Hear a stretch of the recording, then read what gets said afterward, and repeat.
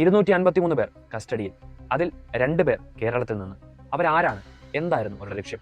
സ്വാതന്ത്ര്യദിനത്തിന് മുൻപ് രാജ്യസുരക്ഷ ഞെട്ടിച്ച ഈ വാർത്തകളൊക്കെ നിങ്ങൾ അറിഞ്ഞു.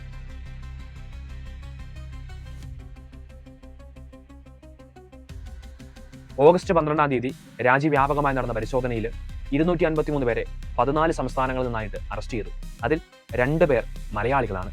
ഇന്ത്യയുടെ 80ാം സ്വാതന്ത്ര്യദിനാഘോഷങ്ങളെ അട്ടിമറിക്കുകയായിരുന്നു ഇവരുടെ പ്രധാന ലക്ഷ്യം. കേന്ദ്ര ആഭ്യന്തര മന്ത്രാലയത്തിന്റെ വിവരമനുസരിച്ച് ഷഹസാദ് ഭാട്ടി നെറ്റ്വർക്ക് പാകിസ്ഥാൻ ആസ്ഥാനമായി പ്രവർത്തിക്കപ്പെടുന്നതായി പറയപ്പെടുന്ന ISI പിന്തുണയുള്ള തീവ്രവാദ സംഘടനയാണ് ഇതിനൊക്കെ പിന്നിൽ.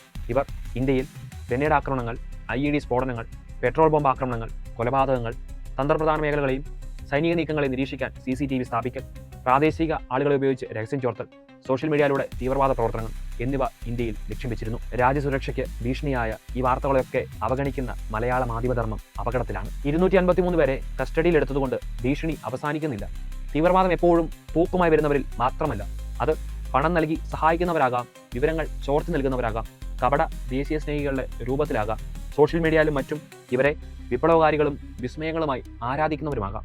അവർ നമ്മുടെ കൂട്ടത്തിലുണ്ട്. പല പേരുകളിൽ, പല ആശയങ്ങളിൽ, പല രൂപത്തിൽ. ജാഗ്രത വേണം. പിടിക്കപ്പെട്ടവരെക്കാളും പിടിക്കപ്പെടാത്തവരാണ് കൂടുതൽ. അതുകൊണ്ടാണല്ലോ ഈ മൗനം.